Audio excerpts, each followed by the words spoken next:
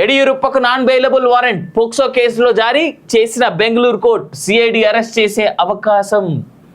ఆఖరికి మాజీ సీఎంని కూడా వదులుతలేరు పోక్సో కేసులా. అసలు వాస్తవం ఏందో తెలియదు.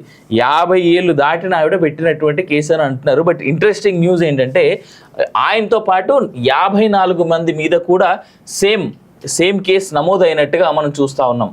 ఇగో పోక్సో కేసులో కర్ణాటక మాజీ ముఖ్యమంత్రి బీజేపీ నాయకుడు యడియూరప్పపై Bengaluru court non bailable arrest warrant జారీ చేసింది. దీంతో ఈ కేసును దర్యాప్తు చేస్తున్న సిఐడి పోలీసులు ఆయనను అరెస్ట్ చేసే అవకాశం ఉంది.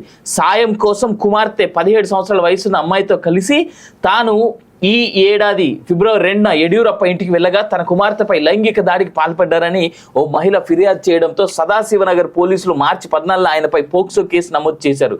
అనంతరం డీజీపీ అలోక్ మోహన్ ఈ కేసు దర్యాప్తును సిఐడికి అప్పగించారు. కాగా బాధిత బాలిక తల్లి గత నెలలో అనారోగ్యంతో మృతి చెందారు. ఈ కేసులో ఛార్జ్షీట్ను ఈ నెల 15వ తేదీలోగా దాఖలు చేయాల్సి ఉన్నందున సిఐడి అధికారులు యడియూరప్పకు నోటీసులు జారీ చేయగా ఈ నెల 17న విచారణకు హాజరవుతానని యడియూరప్ప సమాచారం పంపారు. బీజేపీ పార్లమెంటరీ బోర్డు సభ్యుడైన యడియూరప్ప ప్రస్తుతం ఢిల్లీలో ఉన్నారు. కేసును విచారిస్తున్న ఫాస్ట్ ట్రాక్ కోర్టు న్యాయమూర్తి రమేష్ గురువారం యడియూరప్పపై నాన్ బెయిలబుల్ వారెంట్ జారీ చేశారు. దీంతో ముందస్తు బెయిల్ కోసం యడియూరప్ప హైకోర్టును ఆశ్రయించారు. కాగా పోక్సో కేసులో అవసరమైతే యడియూరప్పను సిఐడి విభాగం అరెస్ట్ చేసే అవకాశం ఉందని హోంమంత్రి పరమేశ్వర్ గురువారం చెప్పారు.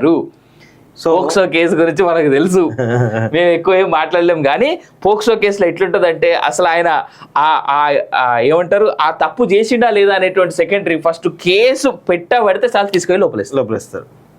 సో అంటే ఇది నాకు తెలిసి అక్కడ కాంగ్రెస్ పార్టీ కక్షాయింపు చర్య అనుకోవచ్చు వాస్తవంగా. సో నాకు తెలిసి ఆయన 78 ఏళ్ళ ముసలాయనే, ఆయన ఆ విధంగా చేస్తారైతే అనుకోవడానికి అవకాశం అయితే తక్కువ ఉండొచ్చు మేబీ, బట్ అవకాశం అయితే ఉండదు వాస్తవంగా. కానీ ఇంత ఘోరంగా ఎలాంటి విచారణ లేకుండా ఎలాంటి నోటీస్ లేకుండా అరెస్ట్ చేసి 45 రోజులు జైల్లో ఉండేటువంటి పరిస్థితి అయితే కనబడుతూ ఉంది వాస్తవంగా. సో ఇది అక్కడ మరి కాంగ్రెస్ పార్టీ కక్ష సాధింపు జరిగినా మరి ఇదా ఏంటిది, మరి వాళ్ళు రేవన్నను కానీ ఈయనను కానీ ఏదో ఒక విధంగా మొత్తానికి అయితే ప్రతిపక్షాలకు సంబంధించి అక్కడ ప్రతిపక్షాలు ఏదైతే ఉన్నారో ఇటు బీజేపీని కానీ జేడీయూని కానీ ఈ రెండింటిని కూడా ఇబ్బంది పెట్టేటువంటి పరిస్థితి అయితే వస్తున్నట్టు తెలుస్తోంది. ఈ పరిణామాలు నాకు తెలిసి భవిష్యత్తులో ఇంకా పెట్టిపోయే అవకాశం అయితే కనబడతా ఉంది. చాలా అంటే ఇక్కడ జరిగింది ఇంకోటి ఉందన్న, మొన్న రాహుల్ గాంధీ వచ్చిండు, కోర్టు హాజరైంది కదా, ఆ రోజే అన్నారు మేము కూడా చూసుకుంటాం, మేము చూసుకోవాలనేటువంటి మాట డీకే శివకుమార్ అన్నాడు. సో మేబీ దాని కిందనే కనిపిస్తా ఉన్నది.